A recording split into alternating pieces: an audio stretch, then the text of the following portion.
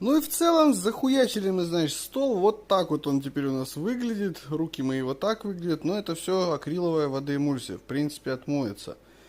Сохнуть должно быстро. Уже, наверное, полимеризация пошла. Короче, из того, что было, то мы, блядь, и слепили. Ёбушки-воробушки. Полная хуета, блядь. Желтого нет. Один серый. Белый, блядь. Ну, в общем, получилось то, что получилось. Как говорится, ставьте лайк, подписывайтесь, оставляйте свои комментарии под этой хуетой. Может, кому-то понравится, кому-то зайдет такая расцветка. Посмотрим, как будет в столовой зоне смотреться. Но на сегодня я заебался, оставляю это сохнуть. Завтра буду покрывать лаком.